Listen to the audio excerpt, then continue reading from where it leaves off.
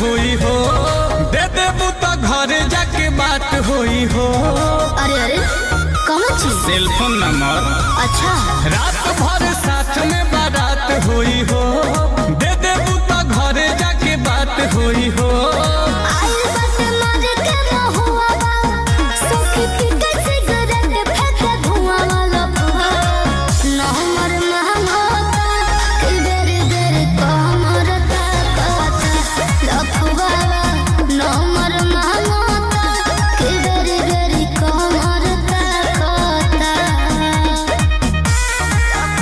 चंदन प्रेमी की आवाज में गाना सुंदरी में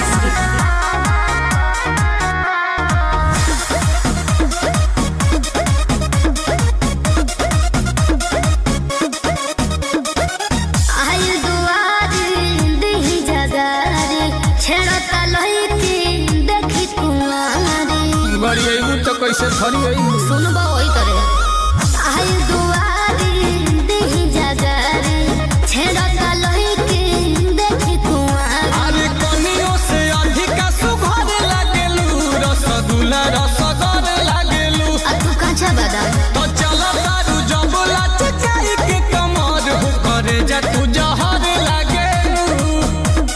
गजरा के खोजला हलुआ देखो बगली में धरे वाला पुआ वाला पुआ न हमर मांगता कि देरी देरी कमर ताकता लफुआ न हमर मांगता कि देरी देरी कमर ताकता।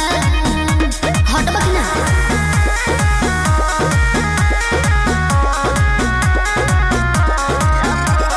इलाका किसी का हो धमाका डीजे चंदन पुखराम कट्टया डीजे का होगा।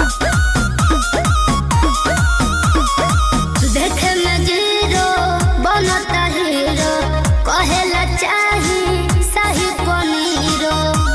ले तने एक मिर्चा खीरो। तो देख लो देखे में जीरो बनता हीरो कहेला चाही शाही पनीरो। तो मुँह से बताई बुनाही दाए झरेला मोए से जवे में दे दो।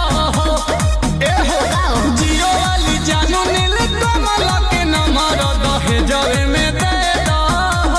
अच्छा कानू में लगवले बारुआ बा आंसू देखले नवा अपनी मुहवा लफुआ न हमर महंगता कि देरी देरी कमर ताकता लफुआ न हमर महंगता कि देरी देरी कमर ताकता।